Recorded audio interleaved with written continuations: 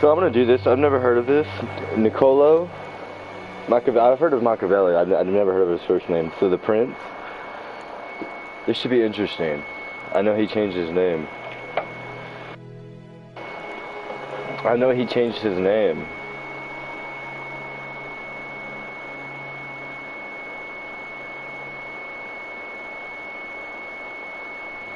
So this should be interesting. There's a reason for this. We're still at war though. That's not changing. So let me jump in here and then we will get it going. This should, I don't know anything about this. I don't know what it's about. we are going in the blind. As you can tell, I don't know what to trying to give you a summary of it, and it's like, here we are. Nice to meet you, Prince. Machiavelli. Hopefully, I do you justice.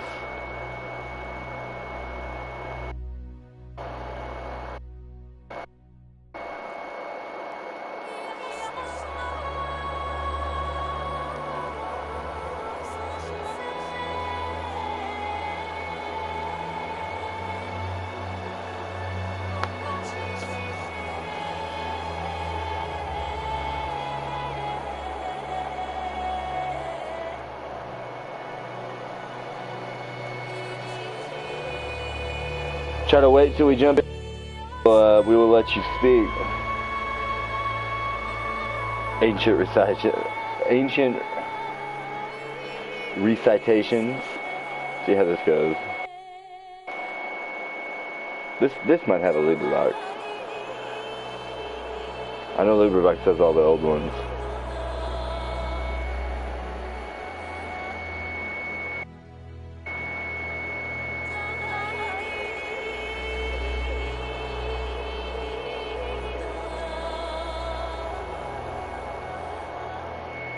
It's not too long either. 3 hours. I can do this. Doable.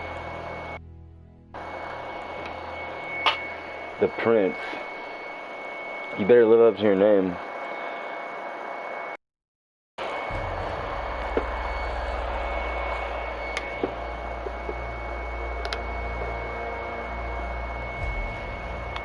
The album cover says a lot. So if you want to be attached to that.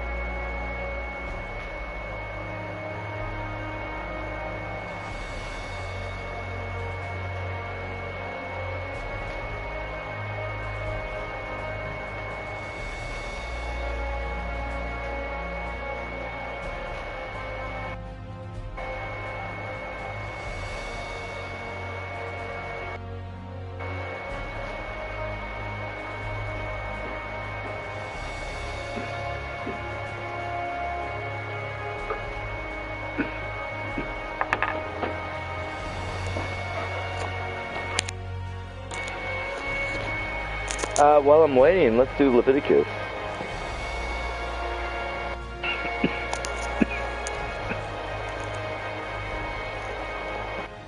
Two. And when any will offer a meat offering unto the Lord, his offering shall be of fine flour, and he shall pour oil upon it, and put frankincense, and he shall bring it to Aaron's son. He shall take thereout his handful of the flour thereof, and of the oil thereof, with all the frankincense thereof, and the priest shall burn the memorial of it upon the altar, to be an offering made by sweet savor unto the Lord. And the remnant of the meat offering shall be Aaron's and his sons, and it is thing most holy of the offering of the Lord made by fire. And if thou bring an oblation of a meat offering baken in the oven, it shall be unleavened cakes of fine flour mingled with oil, or unleavened wafers anointed with oil. And if thy oblation a meat offering baken in a pan, it shall be of fine flour unleavened mingled. Thou shalt part it in pieces, and pour oil thereon. It is a meat offering. And if thy oblation be a meat offering baken in the frying pan, it shall be made of fine flour with oil. And thou shalt bring the meat offering that is made of these things unto the Lord, and when it is presented unto the priest, he shall bring it unto the altar. And the priest shall take from the meat offering a memorial thereof, and shall burn it upon the altar. It is an offering made by fire, of a sweet savor unto the Lord. And that which is left of the meat offering shall be Aaron's and his sons. It is a thing most holy of the offerings of the Lord made by fire. No meat offering which ye shall bring unto the Lord shall be made with leaven, for ye shall burn no leaven for any money in any offering of the Lord made fire. As for the oblation of the firstfruits, ye shall offer them unto the Lord, but they shall not be burnt on the altar for a sweet savor. And every oblation of thy meat offering shalt thou season with salt, neither shalt thou suffer the salt of the covenant of thy God to be lacking from thy meat offering. With all thine offerings thou shalt offer salt. And if thou offer a meat offering in thy firstfruits unto the Lord, thou shalt offer for the meat offering of thy firstfruits green ears of corn dried by and corn beaten out of the full ears. And thou shalt put oil upon it, and lay frankincense thereon. It is a meat offering. And the priest the memorial of it, part of the beaten corn thereof, and part of the oil thereof, with all the frankincense thereof. It is an offering made by fire unto the Lord.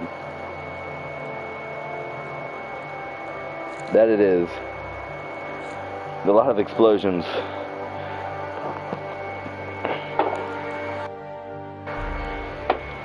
A meat offering? We'll see about it, the prince.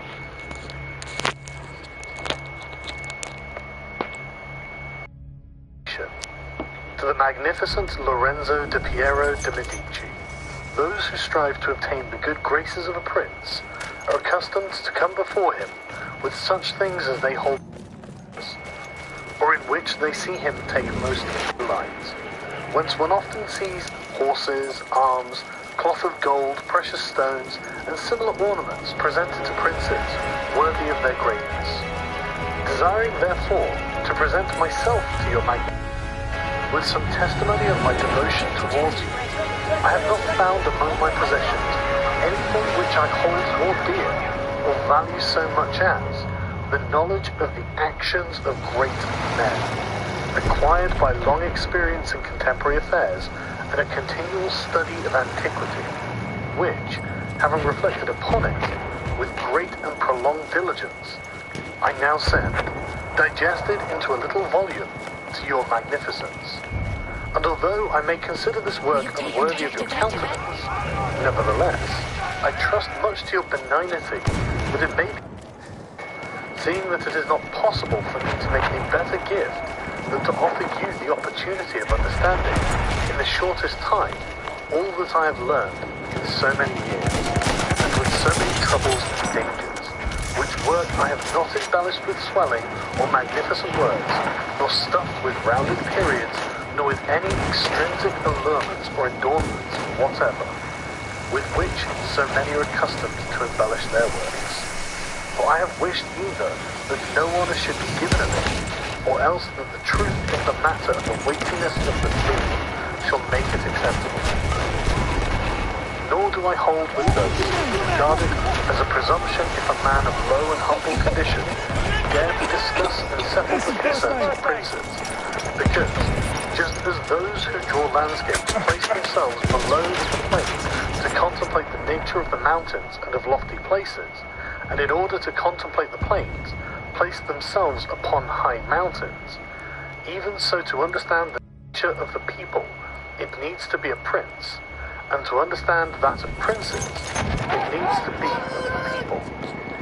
Take then your magnificence, this little gift in the spirit in which I send it, wherein, if it be diligently read and considered by you, you will learn my extreme desire that you should attain that greatness which fortune and your other attributes promise. And if your magnificence, from the summit of your greatness, will sometimes turn your eyes to these lower regions, you will see how unmeritedly I suffer in great and continued malignity of fortune.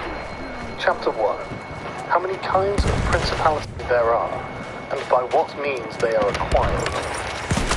All states, all powers that have held and hold rule over men have been and are either republics or principalities. Principalities are either hereditary, in which the family has been long established, or they are new. The new are either entirely new, as was Milan to Francesco Sforza, or they are, as it were, members annexed to the hereditary state of a prince who has acquired them, as was the kingdom of Naples to that of the king of Spain. Such dominions thus acquired are either accustomed to live under a prince or to live in freedom, and they are acquired by either the arms of the prince himself or of others, or else by fortune or by ability. Chapter 2. Concerning hereditary principalities. I will leave out all discussion on republics, inasmuch in another place I have written of them at length, and will address myself only to principalities. In doing so, I will keep to the order indicated above, and discuss how such principalities are to be ruled and preserved. I say at once there are few difficulties in holding hereditary states, and those long accustomed to the family of their prince, than new ones. For it is sufficient only not to transgress the customs of his ancestors, and to deal prudently with circumstances as they arise, for a prince of average powers to maintain himself in his state, unless he be deprived of it by some extraordinary and excessive force. And if he should be so deprived of it, whenever anything sinister happens to the usurper, he will regain it. We have in Italy, for example, the Duke of Ferrara, who could not have withstood the attacks of the Venetians in 84, nor those of Pope Julius in 10, unless he had been long established in his dominions. For the hereditary prince has less cause and less necessity to offend, hence it happens that he will be more loved, and unless extraordinary vices cause him to be hated, it is reasonable to expect that his subjects will be naturally well disposed towards him, and in the antiquity and duration of his rule, the memories and motives that make for change are lost, for one change always leaves the two thing for another. Chapter 3. Concerning mixed principalities. But if the difficulties occur in a new principality, and firstly, if it be not entirely new, but is, as it were, a member of a state which, taken collectively, may be called composite, the changes arise chiefly from an inherent difficulty which there is in all new principalities. For men change their rulers willingly, hoping to better themselves, and this hope induces them to take up arms against him who rules, wherein they are deceived, because they afterwards find by experience that they have gone from bad to worse. This follows also on another natural and common necessity, which always causes a new prince to burden those who have submitted to him with his soldiery, and with infinite other hardships which he must put upon his new acquisition. In this way you will have enemies of all those whom you have injured in seizing the principality, and you are not able to keep those friends who put you there, because of your not being able to satisfy them in the way they expected, and you cannot take strong measures against them, feeling bound to them. For although one may be very strong in armed forces, yet in entering a province, one has always need of the goodwill of the natives. For these reasons, Louis XII, King of France, quickly occupied Milan, and as quickly lost it, and had to turn him out the first time it only needed Ludovico's own forces, because those who had opened the gates to him, finding themselves deceived in their hopes of future benefit, would not endure the ill treatment of the new prince. It is very true that, after acquiring various provinces a second time, they are not so lightly lost afterwards, because the prince, with little reluctance, takes the opportunity of rebellion to punish the delinquents, to clear out the suspects, to strengthen himself in the weakest places. Thus, to cause France to lose Milan for the first time, it was enough for Duke Ludovico to raise insurrections on the borders, but to cause him to lose it, it was necessary to bring the whole world against him, and that his army should be defeated and driven out of Italy, which followed from the causes above mentioned. Nevertheless, Milan was taken from France both the first and second time. The general reasons for the first have been discussed. It remains to name those for the second, and see what resources he had, and what anyone in his situation would have had for maintaining himself more securely in his acquisition than did the King of France. Now I say that those dominions which are added to an ancient state by him who acquires them are either of the same country and language, or they are not. When they are, it is easier to hold them, especially when they have not been accustomed to self-government, and to hold them securely is enough to have destroyed the family of the prince who was ruling them, because the two peoples, preserving in other things the old conditions, and not being unlike in customs, will live quietly together as one has seen in Brittany, Burgundy, Gascony and Normandy, which have been bound to France for so long a time, and, although there may be some difference in language, nevertheless the customs are alike, and the people will easily be able to get on amongst themselves. He who has annexed them, if he wishes to hold them, has only to bear in mind two considerations. The one, that the family of their former lord is extinguished. The other, that neither their laws nor their taxes are altered, so that in a very short time it will become entirely one body, principality. But when states are acquired in a country differing in language, customs, or laws, there are difficulties, and good fortune and great energy are needed to hold them. And one of the greatest and most real helps would be that he who has acquired them should go and reside there. This would make his position more secure and durable, as it has made that of the Turk in Greece, who, notwithstanding all of the measures taken by him for holding that state, if he had not settled there, would not have been able to keep it. Because if one is on the spot, disorders are seen as they spring up, and one can quickly remedy them. But if one is not at hand, and they are heard of only when they are great, one can no longer remedy them. Besides this, the country is not pillaged by your officials. The subjects are satisfied by prompt recourse to the prince. Thus, wishing to be good, they have more cause to love him, and wishing to be otherwise, to fear him. He who would attack that state from the outside must have the utmost caution. As long as the prince resides there, it can only be wrested from him with the greatest difficulty. The other, better course is to send colonies to one or two places, which may be as keys to that state, for it is necessary either to do this, or to else keep there a great number of cavalry and infantry. The prince does not spend much on colonies, for with little or no expense he can keep them there, and he offends a minority only of the citizens from whom he takes lands and houses to give them to the new inhabitants. And those whom he offends, remaining poor and scattered, are never able to injure him, whilst the rest, being uninjured, are easily kept quiet, and at the same time are anxious not to err, for fear should it happen to them as it has to those who have been despoiled. In conclusion, I say that these colonies are not costly, they are more faithful, they injure less, and the injured, as being poor and scattered, cannot hurt. Upon this, one has to remark that men ought to be either well treated or crushed, because they avenge themselves of lighter injuries. Of more serious ones, they cannot. Therefore, the injury that is done to a man ought to be of such a kind that one does not stand in fear of revenge. But in maintaining armed men there in place of colonies, one spends much more, having to consume on the garrison all the income from the state, so that the acquisition turns into a loss, and many more are exasperated, because the whole state is injured.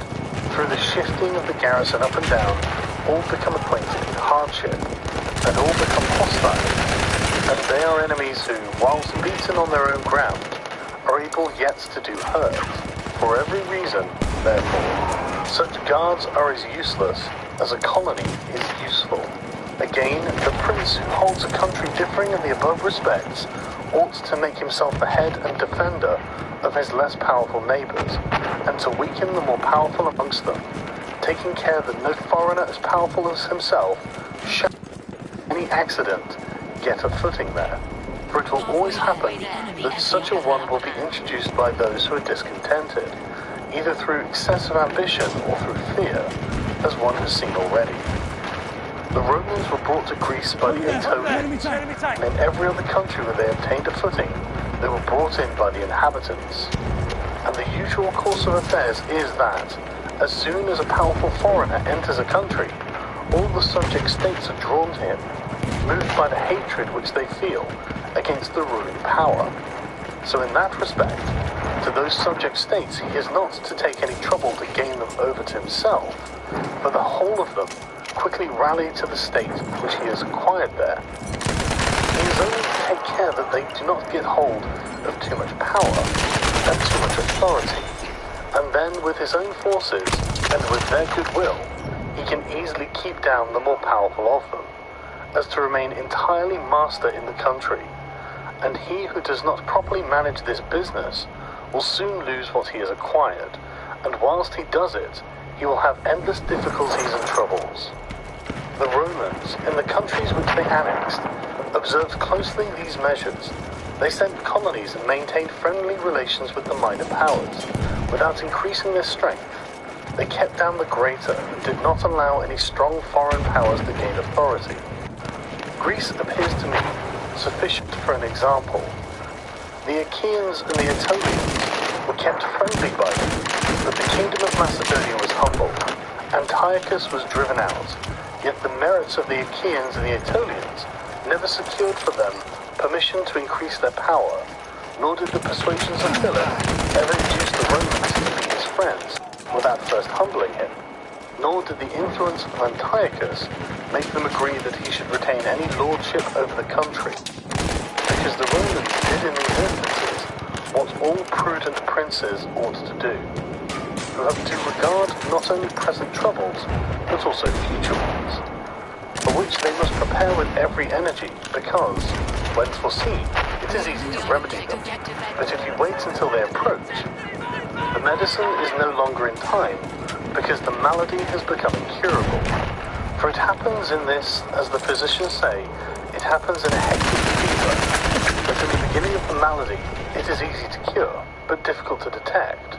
But in the course of time, not having either been detected or treated in the beginning, it becomes easy to detect, but difficult to cure.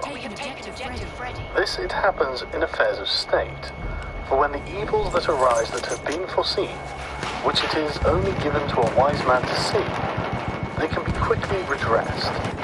But when, though not having been foreseen, they have been permitted to grow in a way that everyone can see them, there is no longer a remedy. Therefore the Romans, foreseeing troubles, dealt with them at once, and, even to avoid a war, would not let them come to a head, for they knew that war is not to be avoided, it is only to be put off to the advantage of others. Moreover, they wished to fight with Philip and Antiochus in Greece, so not to have to do so in Italy. They could have avoided both, but this they did not wish, nor did that ever please them which is ever in the mouths of the wise ones of our time. Let us enjoy the benefits of the time, but rather the benefits of their own valour and prudence, for time drives everything before it, and is able to bring with it the good as well as the evil, and the evil as well as the good. But let us turn to France and inquire whether she has done any of the things mentioned. I will speak of Louis XII, and not of Charles VIII, as the one whose conduct is the better to be observed, he having held possession of Italy for the longest period. And you will see that he has done the opposite to those things which ought to be done to retain a state composed of diverse elements. King Louis was brought into Italy by the ambitions of the Venetians, who desired to obtain half the state of Lombardy by his intervention. I will not blame the course taken by the king, because wishing to get a foothold in Italy, and having no friends there, seeing rather that every door was shut to him owing to the conduct of Charles, he was forced to accept those friendships which he could get, and he would have succeeded very quickly in his design if in other matters he had not made some mistakes. The king, however, having acquired Lombardy, regained at once the authority which Charles had lost. Genoa yielded, the Florentines became his friends, the Marquis of Mantua the Duke of Ferrara, the Bentivogli, my Lady of Forli, the Lords of Faenza, of Pesaro, of Rimini, of Camarino, of Piombino, of the Sienese. Everybody made advances to him to become his friend. Then could the Venetians realize the rashness of the course taken by them, which, in order that they might secure 2 towns in Lombardy, they had made the king the master of 2/3 of Italy. Let anyone now consider with what little difficulty the king could have maintained his position in Italy, had he observed the rules above laid down, and kept all his friends secure and protected, for although they were numerous, they were both weak and timid, some afraid of the church, some of the Venetians, and thus they would always have been forced to stand in with him, and by their means he could easily have made himself secure against those who remained powerful. But he was no sooner in Milan than he did the contrary, by assisting Pope Alexander to occupy the Romagna. It never occurred to him that by this action he was weakening himself, depriving himself of friends, and of those who had thrown themselves into his lap, whilst he aggrandized the church by adding much temporal power to the spiritual, thus giving it greater authority. Having committed this prime error, he was obligated to follow it up, so much so that, to put an end to the ambition of Alexander, and to prevent his becoming the master of Tuscany, he was forced himself to come to Italy.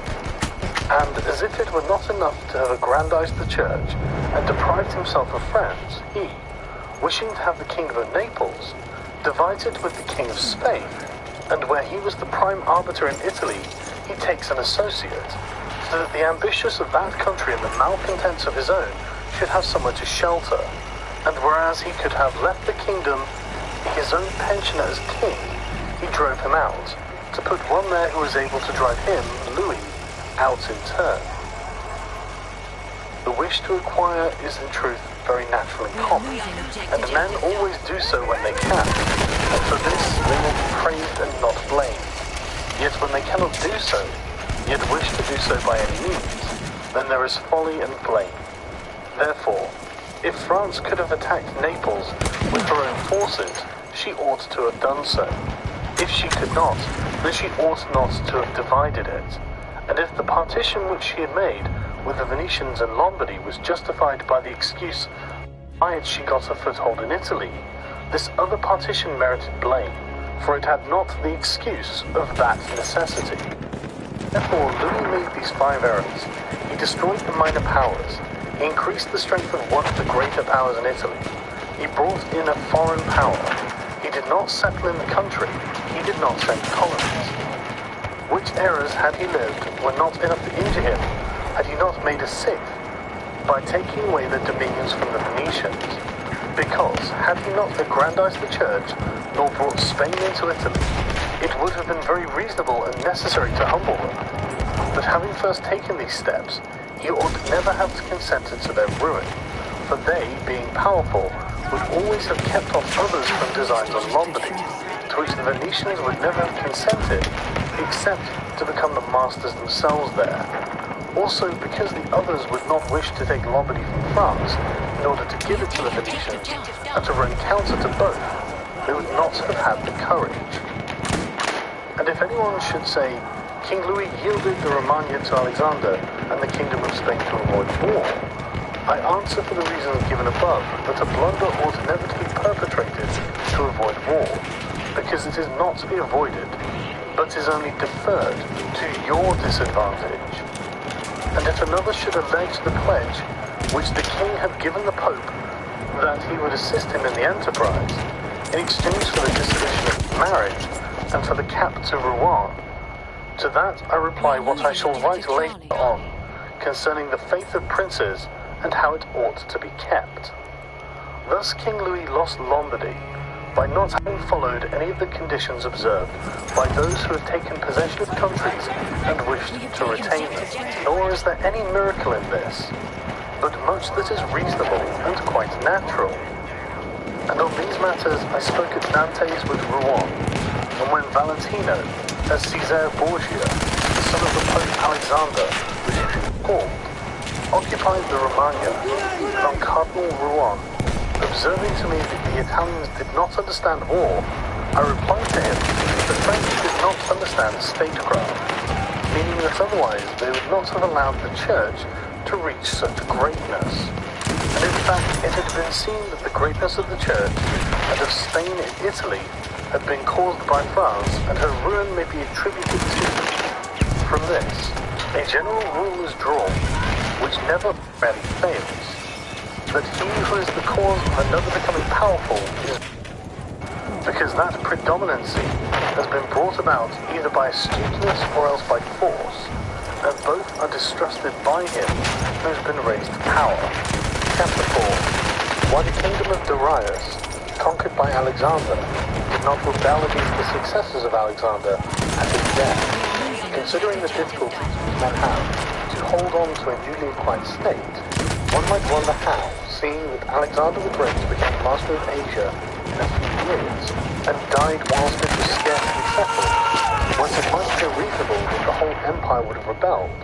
Nevertheless, his successors maintained themselves, and had to meet no other difficulty than which arose amongst themselves, from their own ambitions. I answer that the principalities of which one has record are found to be governed in two ways, either by a prince with a body of servants, assisting to govern the kingdom as ministers by his favour and permission, or by a prince of barons, holds the dignity by a history of blood, and not by the grace of the prince.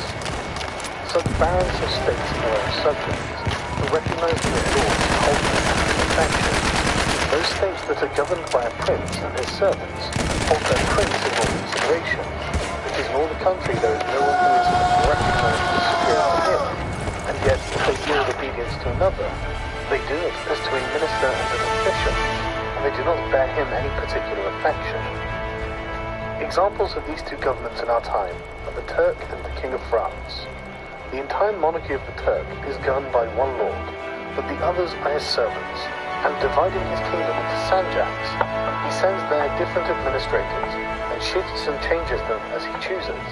But the King of France is placed in the midst of an ancient body of lords, acknowledged by their own subjects and beloved by them. They have their own prerogatives, nor can the king take these away except at his peril. Therefore, he who considers both of these states will recognize difficulties in seizing the state of the Turk, but once it is conquered, great ease in holding it. The cause of the difficulties in seizing the kingdom of the Turk are that the usurper cannot be called in by the princes of the kingdom, nor can he hope to be assisted in his designs by the revolt of those whom the Lord has around him. This arises from the reasons given above, for his ministers, slaves and bondsmen, can only be corrupted with great difficulty, and one can expect little advantage from them once they have been corrupted, as they cannot keep with them for the reasons assigned. Hence, he who attacks the Turks must bear in mind that he will find him united, and will not have to rely more on his own strength than on the revolt of others. But if the Turk has been conquered, and routed in the field in such a way that he cannot replace his armies, there is nothing to fear but the family of the prince. And this, being exterminated, there remains no one to fear, the others having no credit. The conqueror did not rely on them before his victory, so he ought not to fear them after it. The contrary happens in kingdoms governed like that of France, because one can easily enter there by gaining over some baron of the kingdom, for one always finds malcontents such as desire a change. Such men, for the reasons given, can open up the way into the victory easy. But if you wish to hold it afterwards, you meet with infinite difficulties, both from those who have assisted you and from those you have crushed. Nor is it enough for you to have exterminated the family of the prince, because the lords that remain make themselves the heads of fresh movements against you, and as you are unable either to satisfy or exterminate them, that state is lost and brings the opportunity. Now if you will consider what is the nature of the government of Darius, you will find it similar to the kingdom of the Turk, and therefore it was only necessary for Alexander first to overthrow him in the field, and then to take the country from him, after which victory, Darius being killed, the state remained secure to Alexander for the above reasons, and if his successors had been united, they would have enjoyed it securely and at their ease, for there were no tumults raised in the kingdom except those they provoked themselves. But it is impossible to hold with such tranquility states constituted like that of France. Hence arose those frequent rebellions against the Romans in Spain, France, and Greece, owing to the many principalities there were in these states, of which, as long as the memory of them endured, the Romans always held an insecure possession. But with the power and long continuance of the empire, the memory of them passed away, and the Romans then became the secure possessors. And when fighting afterwards amongst themselves, each one was able to attach to himself his own parts of the country, according to the authority he had assumed there, and the family of the former lord being exterminated, none other than the Romans were acknowledged. When these things are remembered, no one will marvel at the ease with which Alexander held the empire of Asia, or the difficulties which others had to keep in acquisition, such as Pyrrhus and many more. This is not occasioned by the little or abundance of ability of the conqueror, but by the want of uniformity in the subject state. Chapter 5. Concerning the way to govern cities and principalities, which live under their own laws and report their powers. Whenever those states which have been acquired, as stated, have been accustomed to live under their own laws with freedom, there are three courses for those who wish to hold them. The first is to ruin them. The next is to reside there in person. The third is to permit them to live under their own laws, drawing a tribute and establishing it within an oligarchy which will keep it friendly to you. Because such a government, being created by the prince, knows it cannot stand without his friendship and interest, and it does the utmost to support him. And therefore, he who would keep a city accustomed to freedom will hold it more easily by means of its own citizens than any other way. There are, for example, the Spartans and the Romans. The Spartans held Athens and Thebes, establishing there an oligarchy. Nevertheless, they lost them. The Romans, in order to hold Capua, Carthage, and Numantia, dismantled them and did not lose them. To hold Greece as the Spartans held it, making it free and permitting its laws, and did not succeed. So to hold it, they were compelled to dismantle many cities in the country. For in truth, there is no safe way to retain them, otherwise by ruining them. And he who becomes master of a city, accustomed to freedom, and does not destroy it, may expect to be destroyed by it. For in rebellion, it has always the watchword of liberty, and its ancient privileges as a rallying point, which neither time nor benefits will ever cause it to forget. And whatever you may do or provide against, they never forget that name or their privileges unless they are disunited or dispersed. But at every chance they immediately rally to them, as Pisa after the 100 years as she had been held in bondage by the Florentines. But when cities or countries are accustomed to live under a prince, and his family exterminated, they, being on the one hand accustomed to obey, and not having the old prince, cannot agree in making one monarch themselves, and they do not know how to govern themselves. For this reason they are very slow to take up arms, and a prince can gain them to himself and secure them much more easily. But in republics there is more vitality, greater hatred, and more desire for vengeance, which will never permit them to allow the memory of their former liberty to rest, so that the safest way is to destroy them or to reside there. Chapter 6. Concerning new principalities which are acquired to learn arms and ability.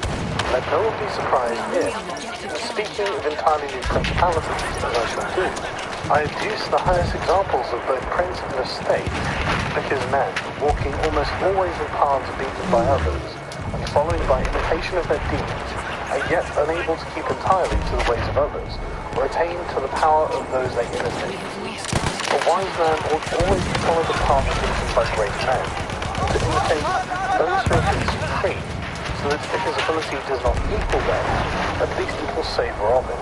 Let him act like the clever archers, who, designing to hit the mark which yet appears too far distant, and knowing the limits to which the strength of their bow attains, take aim much higher than the mark, not to reach by their strength or arrows so great a height, but to be able, with the aid of so high an aim, to hit the mark they wish to reach.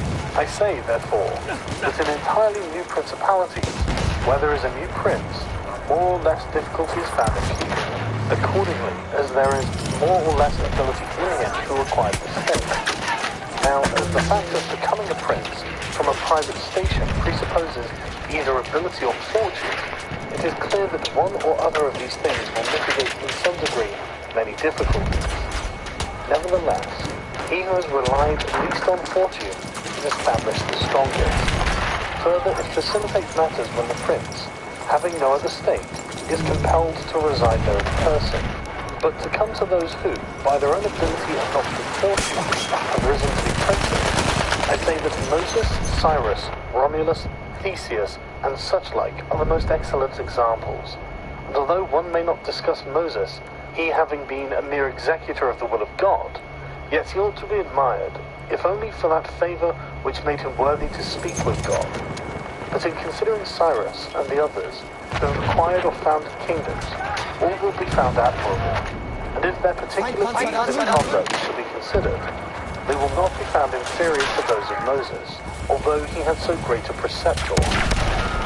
And in examining their actions and lives, one cannot see that they owed anything to fortune beyond opportunity, which brought them the material to mould into the form which seemed best to them.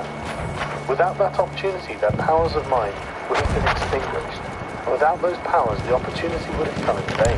It was necessary, therefore, to Moses that he should find the people of Israel in Egypt enslaved and oppressed by the Egyptians, in order that they should be disposed to follow him, so as to be delivered out of bondage.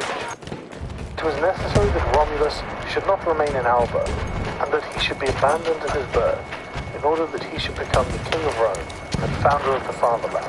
It was necessary that Cyrus should find the Persians discontented with the government of the Medes, and the Medes soft and effeminate through their long peace. Theseus could not have shown his ability had he not found the Athenians dispersed. These opportunities, therefore, made those men fortunate, and their high ability enabled them to recognize the opportunity whereby their country was ennobled and made famous. Those who by valorous ways become princes, like these men, acquire a principality with difficulty, but they keep it with ease. The difficulty they have in acquiring it rise in part from the new rules and methods which they are forced to introduce to establish their government and its security. And it ought to be remembered that there is nothing more difficult to take in hand, more perilous to conduct, or more uncertain in its success than to take the lead in the introduction of a new order of things. Because the innovator has for enemies all those who have done well under the old conditions, and lukewarm defenders in those who make them well under the new.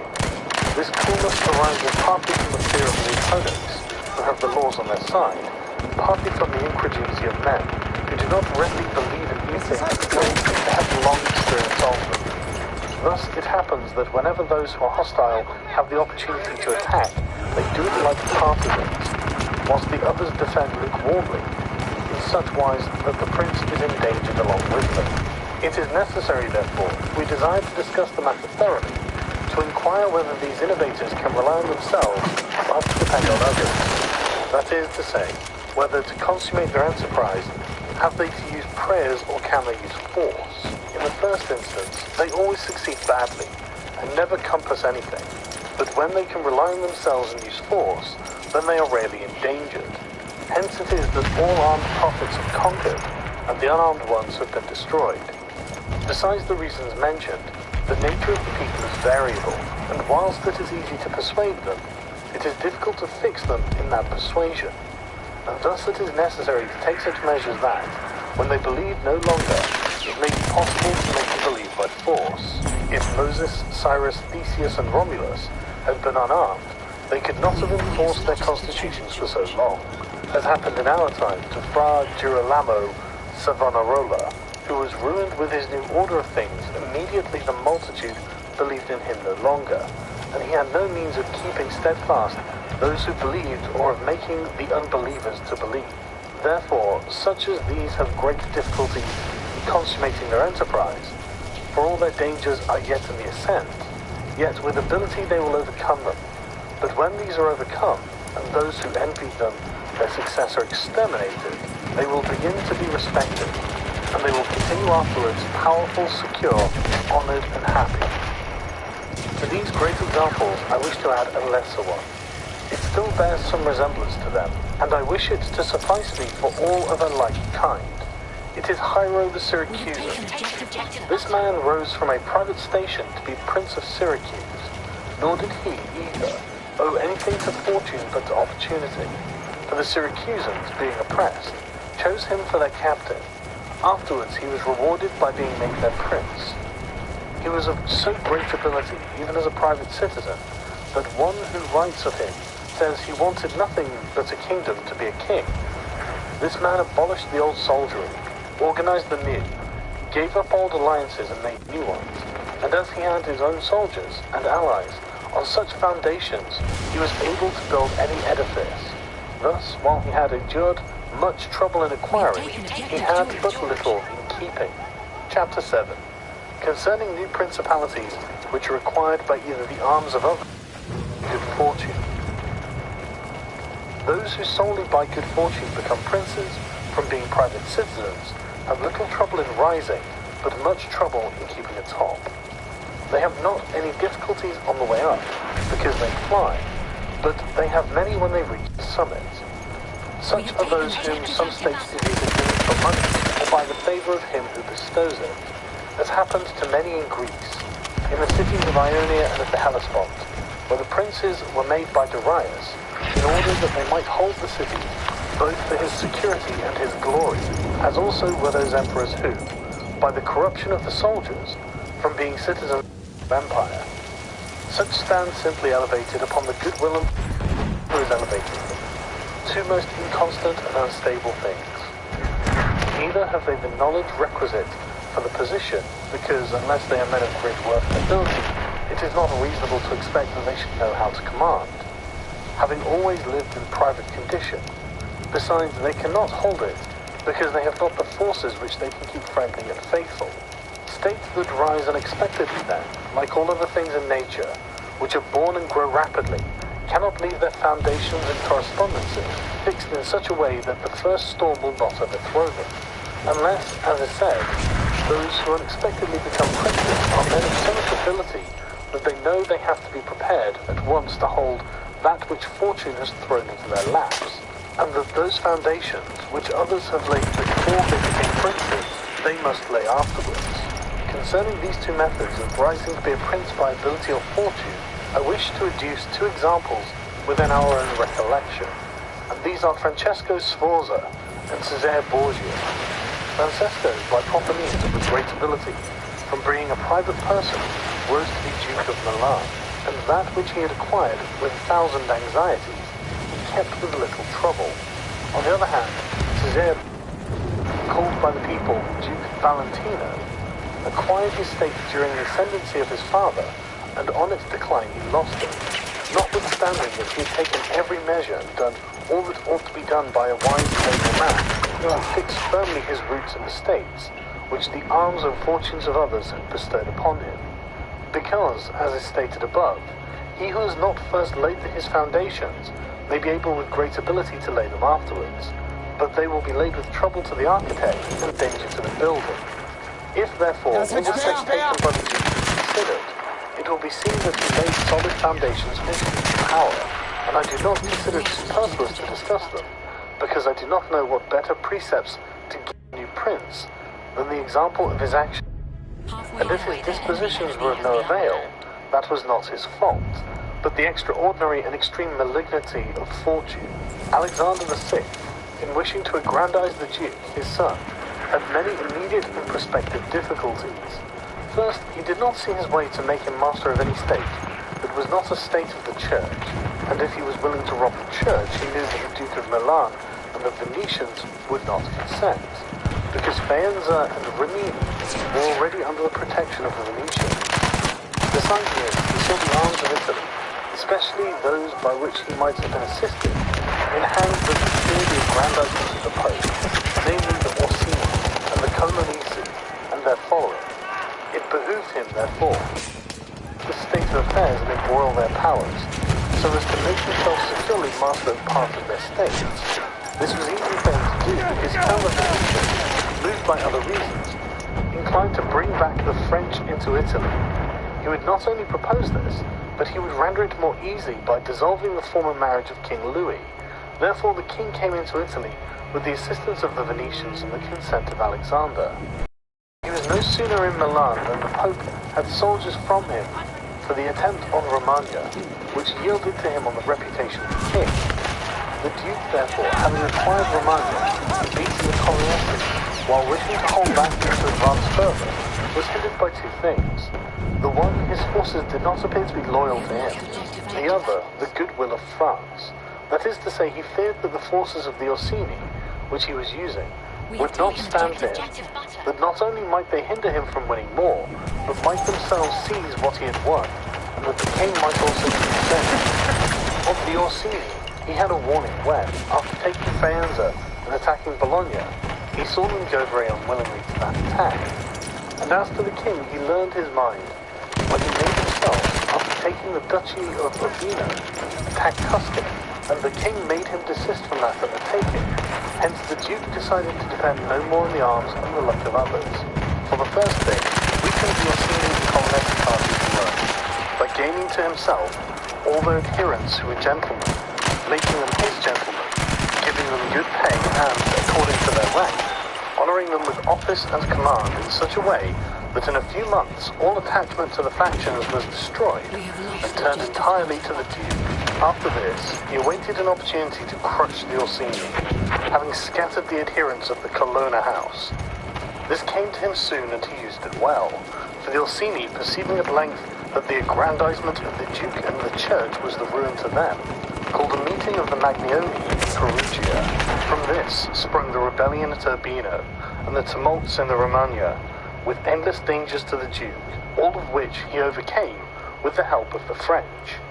Having restored his authority, not to leave it at risk by trusting either to the French or to other outside forces, he had recourse to his wiles, and he knew so well how to conceal his mind that, by the mediation of Signor Pagolo, whom the Duke did not fail to secure with all kinds of attention, giving him money, apparel, and horses, the Orsini were reconciled, so that their simplicity brought them into his power at Sinigalia, having exterminated the leaders and turned their partisans into his friends.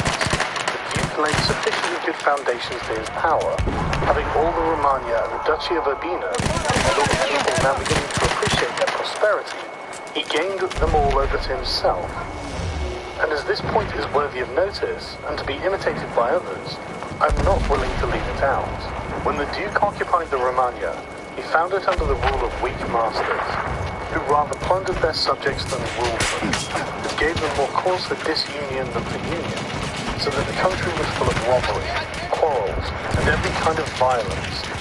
So, wishing to bring back peace and obedience to he considered it necessary to give us a good governor, whereupon he promoted Messer Ramiro de Orco, a swift and cruel man, to whom he gave the fullest power.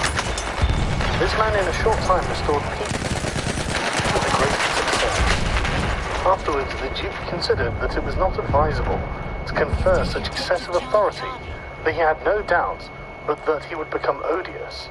So he set up a court of judgment in the country, under a most excellent president, wherein all cities had their advocates, and because he knew that the past severity had caused some hatred against himself, so to clear himself in the minds of the people, and to gain them entirely for himself, he desired to show that, if any cruelty had been practiced, it had not originated with him, but with the natural enemies of the minister. Under this pretense, he took Ramiro, and one morning caused him to be executed, and left on the piazza at Cesena, with the block and the bloody knife at his side. The barbarity of this spectacle caused the people to be at once satisfied and dismayed. But let us return whence we started.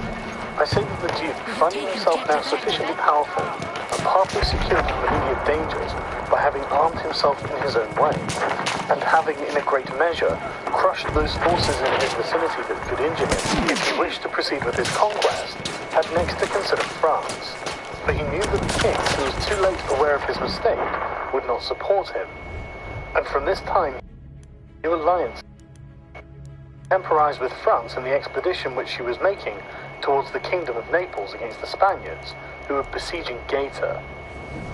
It was his intention to secure himself against them, and this he would quickly have accomplished had Alexander lived. Such was his line of action as to present affairs, but as to the future he had to fear, in the first place that a new successor to the church might not be friendly to him, and might seek to take from him that which... So he decided to act in 4 ways. Firstly, the families of those lords whom he had despoiled, as to take away that pretext from the Pope.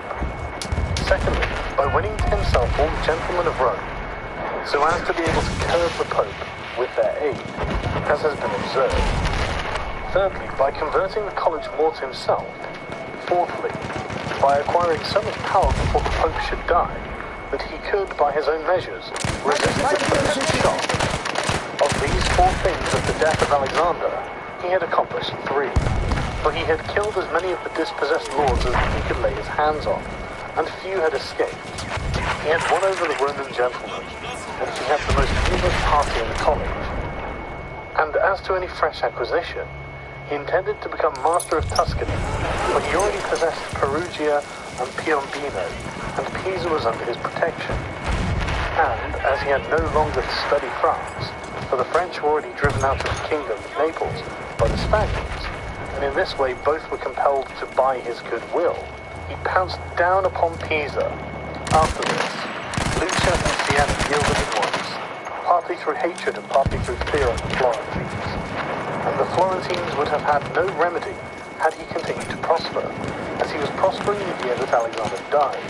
For he had acquired so much power and reputation that he would have stood by himself, and no longer have depended on the luck and the forces of others, but solely on his own power and ability. But Alexander died 5 years after he had first drawn the sword. He left the Duke with the state of Romagna alone consolidated, with the rest in the air, between two most powerful hostile armies, and sick unto death. Yet there were in the Duke such boldness and ability, and he knew so well how men are to be won or lost, and so firm the foundations which in so short a time he had laid, that if he had not had those armies on his back, or if he had been in good health, he would have overcome all difficulties. As it is seen that his foundations were good, for the Romagna waited for him for more than a month. In Rome, though but half alive, he remained secure, whilst in the Baglioni, the Vitelli, and the Orsini might come to Rome, they could not effect anything against him. If he could not have made Pope him whom he had wished, at least the one whom he did not wish would not have been elected. So if he had been in sound health at the death of Alexander, everything would have been different to him.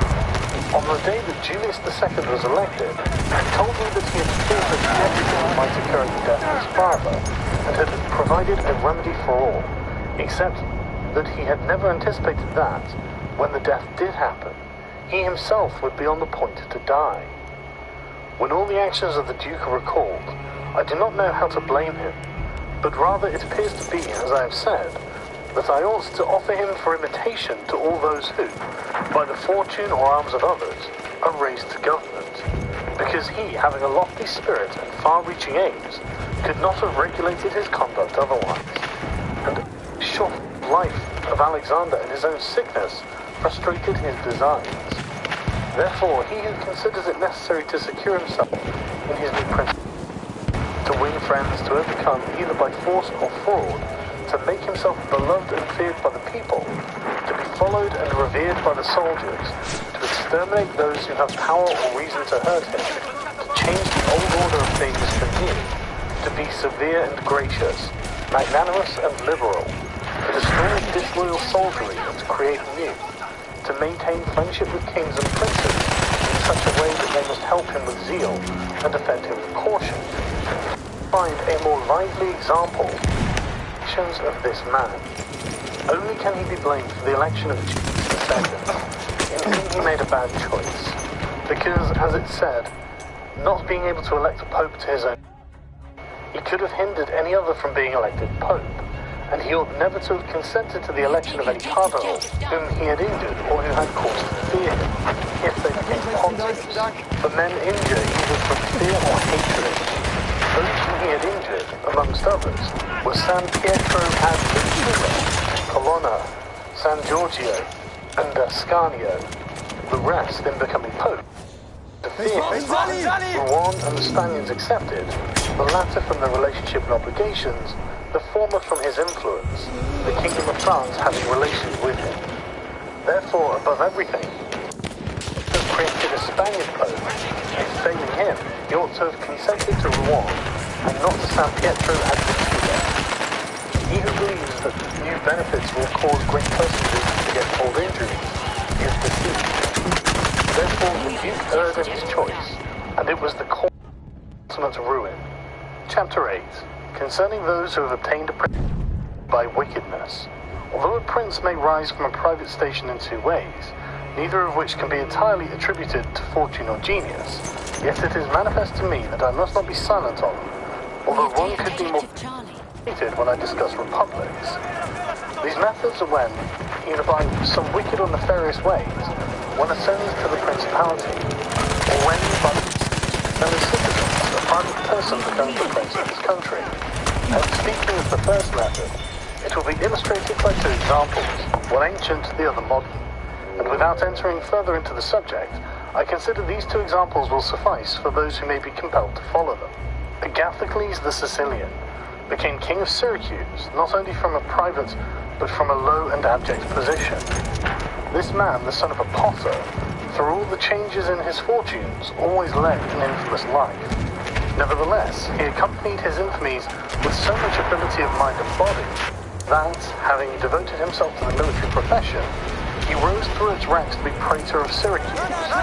Being established in that position, and having deliberately resolved himself to make himself prince and to seize by violence, without obligation to others, that which had been conceded to him by assent, he came to an understanding for this purpose with Hamilcar the Carthaginian, who with his army was fighting in Sicily. One morning he assembled the people and the Senate of Syracuse, as if he had to discuss with them things relating to the Republic, and at the given signal, the soldiers killed all the senators and the richest of the people. These dead, he seized and held the princedom of that city without any civil commotion. And although he was twice routed by the Carthaginians and ultimately besieged, yet not only was he able to defend his city, but leaving part of his men for its defense, with the others he attacked Africa, and in a short time raised the siege of Syracuse. The Carthaginians, reduced to extreme necessity, were compelled to come to terms with Agathocles and leave Sicily to him, and had to be content with the possession of Africa.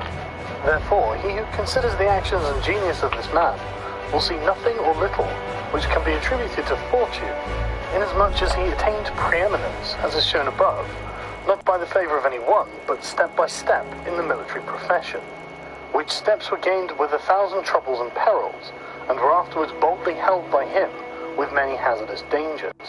Yet it cannot be called talent to slay fellow citizens and to deceive friends, to be without faith, without mercy, without religion. Such methods may gain empire, but not glory. Still, if the courage of Agathocles in entering into and extricating himself from dangers be together with his greatness of mind in enduring and overcoming hardships, it cannot be seen why he should be esteemed less than the most noble. Nevertheless, his barbarous cruelty and inhumanity, and wickedness, do not permit him to be celebrated among the most excellent men. What he achieved cannot be attributed either to fortune or genius. In our times, during the rule of Alexander VI, Oliverotto de Fermo, having been left many years before, was brought up by his maternal uncle, Giovanni Fogliani, and in the early days of his youth, sent to fight under Paolo Vitelli, that, being trained under his discipline, he might attain some high position in the military profession. After Pagolo died, he fought under his brother Vitellozzo, and in a very short time, being endowed with wit and a vigorous body and mind, he became the first man in his profession. But it appearing a paltry thing to serve under others, he resolved, with the aid of some citizens of Fermo, to whom the slaver of their country was liberty, and with the help of Vitelci, to seize Fermo. So he wrote to Giovanni Fogliani that, having been away from home for many years, he wished to visit him and his city, and in some measure to look upon his patrimony. And although he had not laboured to acquire anything except honour, yet, in order that the citizens should see that he had not spent his time in vain, he desired to come honourably, so to be accompanied by 100 horsemen, his friends and retainers, and he entreated Giovanni to arrange that he should be received honourably by the Fermians, all of which would be not only to his honour, but also to that of Giovanni himself, who had brought him up. Giovanni, therefore, did not fail in any attentions due his nephew, and he caused them to be honourably received by the Fermians, and he lodged him in his own house, where, having passed some days, and having arranged that was necessary for his wicked designs, Oliverotto gave a solemn banquet to which he invited Giovanni Fogliani and the chiefs of Fermo. When the viands and all the other entertainments that are usual in such banquets were finished, Oliverotto artfully began certain grave discourses, speaking of the greatness of Pope Alexander and his son, and of their enterprises. To which discourse Giovanni and the others answered. He rose at once, saying that such matters ought to be discussed in a more private place, and he betook himself to a chamber, whither Giovanni and the rest of the citizens went in after him. No sooner were they seated than soldiers issued from secret places and slaughtered Giovanni and the rest. After these murders, Oliverotto, mounted on horseback, rode up and down the town and besieged the chief magistrate in the palace, so that in fear the people were forced to obey him and to form a government, of which he made himself prince. He killed all the malcontents who were able to injure him, and strengthened himself with new civil and military ordinances, in such a way that, in the year during which he held the principality, not only was he secure in the city of Fermo, but he had become formidable to all of his neighbours, and his destruction would have been as difficult as that of Agathocles, if he had not allowed himself to be overreached by Caesar Borgia, who took him with the Orsini and the Vitelli at Signigalia, as was stated above. Thus, 1 year after this parricide, he was strangled, together with Vitelloso, whom he had made his leader in valor and wickedness. Some may wonder how it can happen that Agathocles, and his like, after infinite treacheries and cruelties, should live for long secure in his country, and defend himself from external enemies, and never be conspired against by his own citizens, seeing that many others, by means of cruelty, have never been able, even in peaceful times, to hold the state, still less than in doubtful times of war.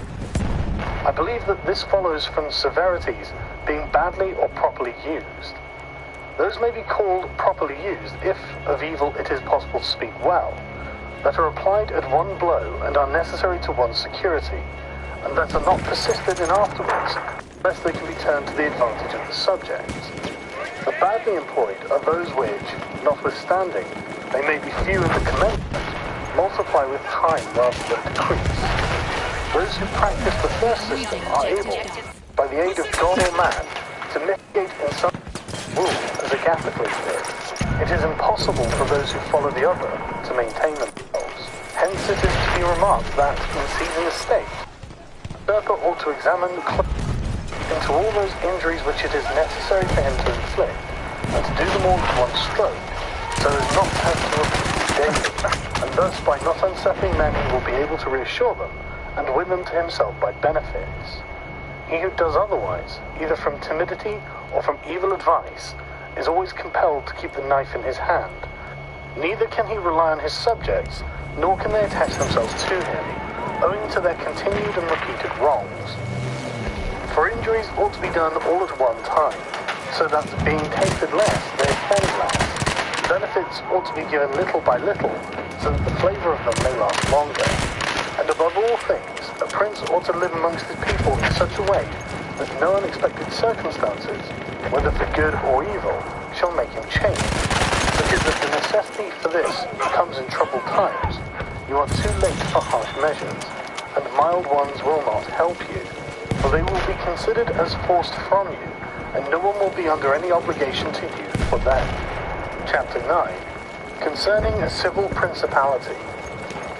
But coming to the other point, where a leading citizen becomes the prince of his country, not by wickedness or any intolerable violence, but by the favour of his fellow citizens, this may be called a civil principality, nor is it genius or fortune altogether necessary to attain it, but rather a happy shrewdness. I say then that a principality is obtained either by the favour of the people or by the favour of the nobles, because in all cities these two distinct parties are found, and from this it arises that the people do not wish to be ruled nor oppressed by the nobles, and the nobles wish to rule and oppress the people. And from these two opposite desires there arises in cities one of three results: either a principality, self-government, or anarchy. A principality is either created by the people or by the nobles, accordingly as one or the other of them has the opportunity.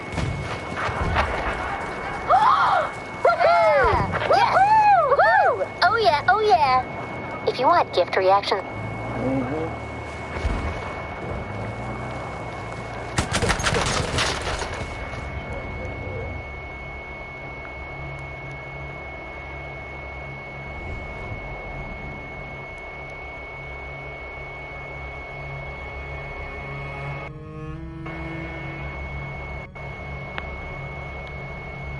To cry up the reputation of one of themselves, and they make him a prince, so that under his shadow they give vent to their ambitions. The people, finding that they cannot resist the nobles, also cry up the reputation of one of themselves, and make him a prince, as so to be defended by his authority. He who obtains sovereignty by the assistance of the nobles maintains himself with more difficulty than he who comes to it by the aid of the people, because the former finds himself with many around him who consider themselves as equals, and because of this, he can neither rule nor manage them to his liking. But he who reaches sovereignty by popular favor finds himself alone, and has none around him, or few, who are not prepared to obey him. Besides this, one cannot by fair dealing, and without injury to others, satisfy the nobles, but you can satisfy the people, for their object is more righteous than that of the nobles, the latter wishing to while the former only desire not to be oppressed. It is to be added also that a prince can never secure himself against the hostile people, because of there being too many. The nobles he can secure himself, as they are few in number. The worst that a prince may expect from a hostile people is to be abandoned by them. But from hostile nobles, he has not only to fear abandonment, also that they will rise against him, for they, being in these affairs more far-seeing and astute, always come forward in time to save themselves, and to obtain favors from him whom they expect to prevail. Further, the prince is compelled to live always with the same people, but he can do well without the same nobles, being able to make and unmake them daily, and to give or take away authority when it pleases him. Therefore, to make this point clearer, I say that the nobles ought to be looked at in mainly two ways. That is to say, they either shape their course in such a way as binds them entirely to your fortune, or they do not. Those who so bind themselves and are not rapacious ought to be honored and loved. Those who do not bind themselves may be dealt with in two ways. They may fail to do this through pusillanimity and a natural want of courage, in which case you ought to make use of them, especially those who are of good counsel, and thus whilst in prosperity you honor, in adversity you do not. But when, for their own ambitious ends, they shun binding themselves, it is a token that they are giving more thoughts to themselves than you. And a prince ought to guard against such, and to fear them, as if they were open enemies, because in adversity they always help to ruin him. Therefore, one who becomes a prince through the favor of the people ought to keep them friendly, and this he can easily do. They only ask not to be oppressed by him. But one who, in opposition to the people, becomes a prince by the favor of the nobles, ought, above everything, to seek to win over the people to himself, and this he may do easily if he takes them under his protection, because men, when they receive good from him of whom they were expecting evil, are bound more closely to their benefactor.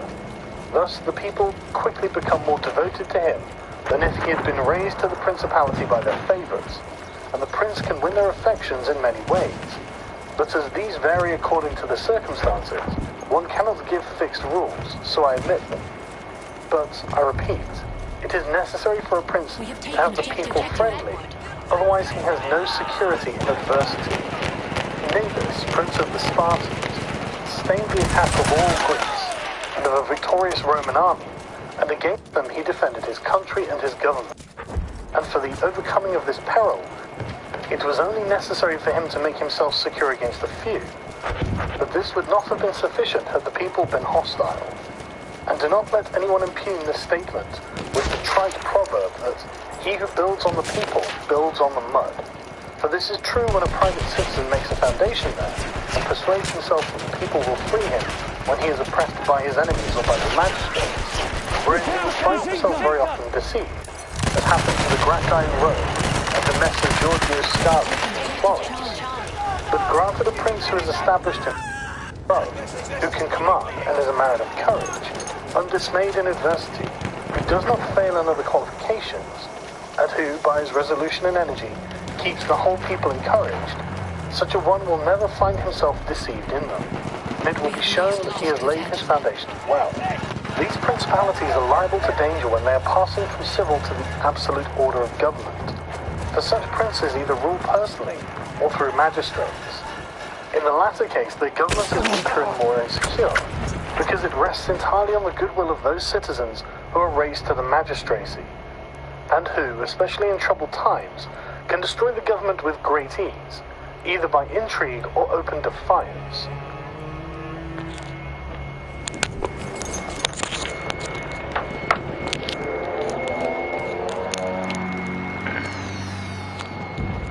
So you're getting down to the politics.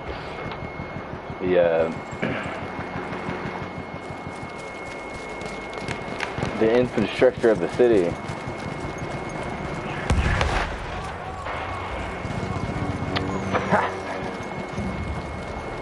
What a prince would do, basically. How the government operates. All your locations and province, principalities.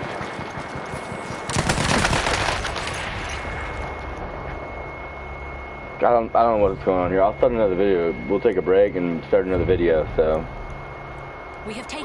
definitely some theft going on there. I don't know what's going on.